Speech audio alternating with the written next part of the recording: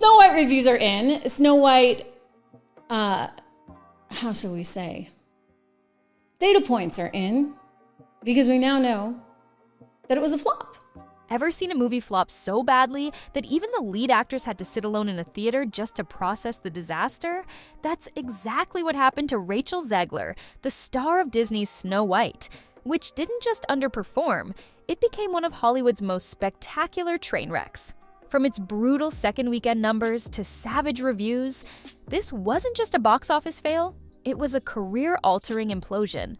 Between political controversy and co-star drama, Rachel didn't just burn bridges. She torched the entire kingdom. You're crying on that stage. When am I not crying in public? It's so upsetting. Why were you crying? Oh my gosh, I saw we didn't even see.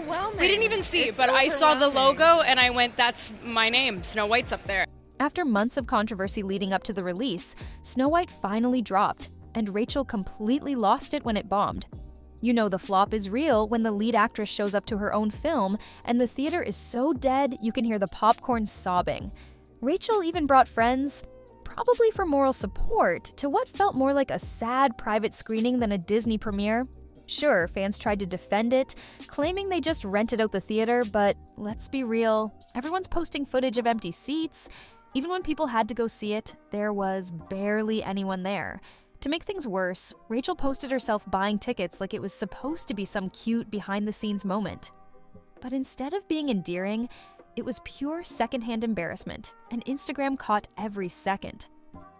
Like, it was a really, really, really bad flop. Now, things I do for you guys. I went to Snow White over the weekend. I took my kids. I'll tell you, I'm not sure who was more bored. What should have been a celebration turned into meme fodder. The vibe? Watch me nuke my career in 4K. It looked like she was trying to lean into the controversy, act like she was in on the joke, but it didn't work. It just made things even more cringe. Now let's talk numbers, because they hurt. Snow White reportedly cost Disney around $370 million to produce and market. That's nearly $400 million poured into turning a classic fairy tale into a modern-day morality lesson. And in return, a $43 million opening weekend, followed by mass walkouts. Even Dumbo did better, and that elephant literally flew out of theaters. You know, the original cartoon came out in 1937, and very evidently so. There's a big focus on her love story with a guy who literally stalks her. Yeah. Weird. In its second weekend, the movie suffered a brutal 66% drop, pulling in just $14.2 million and slipping to second place behind A Hardworking Man, an action flick with way fewer theaters and no Disney power behind it. Let that sink in. A no-frills action movie beat out The Mouse House's most iconic fairy tale, and it had only been out 1 week, even The Chosen. Last Supper, with half the theater count, nearly beat Snow White. And if you look at per-theater earnings, both movies crushed it by comparison. And with Minecraft releasing next week, it's a wrap for Snow White. As of March 30th, 2025, the film's domestic gross stands at around $66.9 million, with an international haul of $75.8 million, bringing the worldwide total to about $142.8 million. It does seem like the media have got the throw her under the bus green light, though, when we're posting things like this. We're slagging her off behind the scenes, we're dropping all the information, and then reminding you of, her attacking the majority of the population of America when she posted F the Orange Man. Ouch. It's official. Snow White bombed, and not just in the didn't break even kind of way. Analysts now predict the film will lose over $100 million, and just to twist the knife, it also tanked its IMDb score, dropping as low as 1.5 out of 10 at one point. That's not just a flop, that's maybe we should erase this from cinematic history level bad. And this is coming from the same studio that turned the Lion King remake into a billion-dollar blockbuster. Meanwhile, Snow White was playing to ghost towns. People were posting seat maps so empty they looked like aerial shots of the ocean. Nothing but blue. The irony, before the premiere, Rachel Zegler confidently proclaimed that people would wait in line to see everything I do. Well, they did wait in line to buy tickets to anything but Snow White.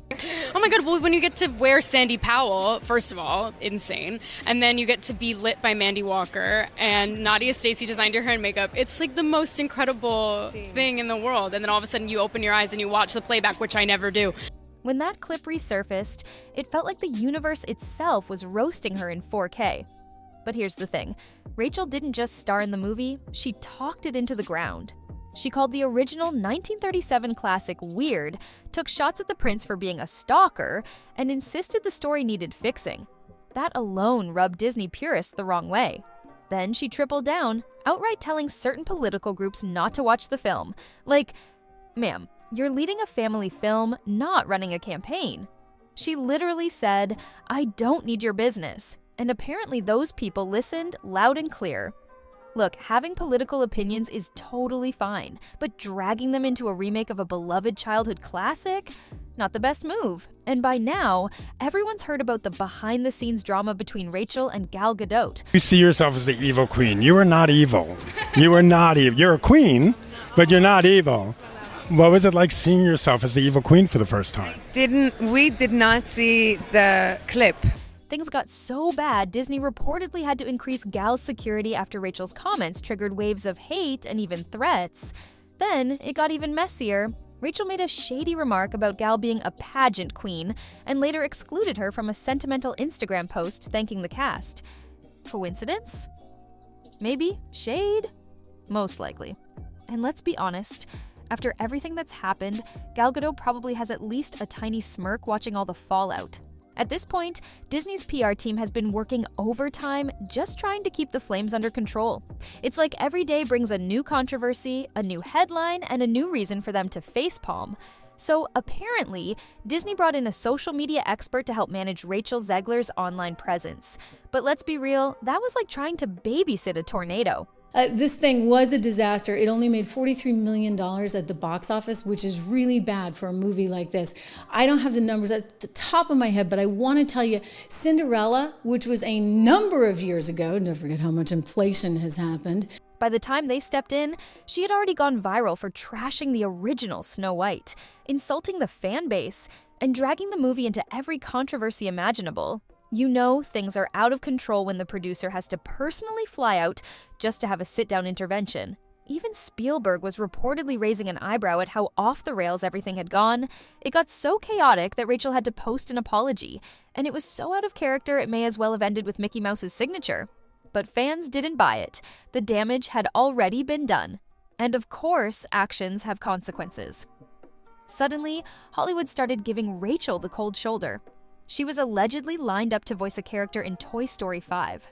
Cut. So did you go directly from West Side? Like, did you have to audition for Snow White, or like, oh, they saw you in West Side Story, they're like, you're Snow White? West Side Story was kind of nowhere near coming out. We were about like 6 months away from release, and no footage had been seen. Rumored to be the new face of Pirates of the Caribbean, gone. A horror trilogy with Blumhouse, ghosted. Turns out, studios don't want to gamble on someone bringing more drama than box office returns. After Snow White flopped, Rachel took to social media to say the experience was life-changing and emotional for her. And honestly, that part's believable, just probably not in the way she meant. Between the viral videos of empty theaters, the awkward silence around Gal Gadot, and a mountain of PR disasters, the meltdown was complete. The movie itself has become a meme, a punchline in Disney's ongoing identity crisis.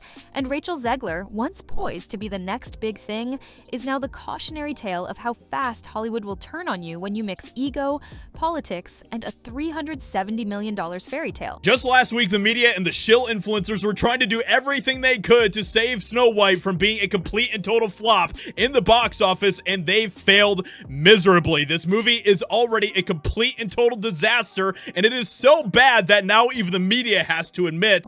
From clashing with fans to stirring up co-star drama and watching her own film in near-empty screenings, Rachel didn't just have a bumpy press tour, she spiraled into a full-blown public implosion. Right now, she's the face of a movie buried under memes, backlash, and Disney's deep regrets. So, what do you think? Is this the end of Rachel Zegler's rise? Or can she still pull off a redemption arc after this royal disaster? Let me know in the comments. But remember, not every fairy tale ends with happily ever after, especially if you're Rachel Zegler. Peace.